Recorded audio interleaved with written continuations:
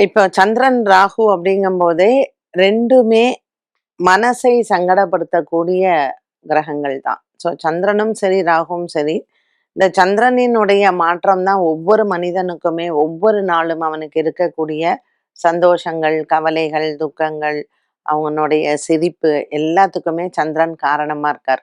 So இந்த சந்திரன், ராகு சேர்க்கை கோச்சாரத்துல வந்தாலும் சரி, இல்ல ஜாதகத்தில் அடிப்படையில் இருந்தாலும் சரி, அவங்களுக்கு சின்ன ஒரு விஷயத்துக்குமே ரொம்ப டிஸ்டர்ப் ஆயிடுவாங்க. ரொம்ப சென்சிட்டிவ் பெர்சனா இருப்பாங்க. ஸோ அடுத்தவங்கள அதாவது ஒரு சில சந்தேக புத்தியும் அவர்களுக்கு இருக்கும். இப்ப யாராவது ஒரு கூட்டத்துல ஒரு பொதுவான ஒரு கருத்து சொன்னா கூட, "நம்மள தான் சொல்றாளோ?" அப்படிங்கிற மாதிரி அவளுக்கு தோணும். அதுவும் கடகத்திலேயே சந்திரன், ராகு இருந்தா எப்பவுமே விசாரப்படுவா. எப்பவுமே மனசு வேதனைப்படுவா.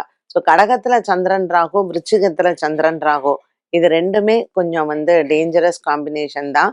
அதோட ரொம்ப சந்திரன் உச்சபலம் பெற்றிருந்தால் ரிஷபத்துல. ஸோ ரிஷபம், கடகம், விருச்சிகம் இந்த 3த்துலயும் சந்திரன் ராகுவோட இருக்காருன்னா, அவசியம் பரிகாரங்கள் பண்ணுங்க. இதுல ஒரு சிம்பிளஸ்ட் பரிகாரம் என்ன? திங்கட்கிழமை திங்கட்கிழமை பசுமாட்டுக்கு பச்சரிசி நீங்க குடுக்கறது.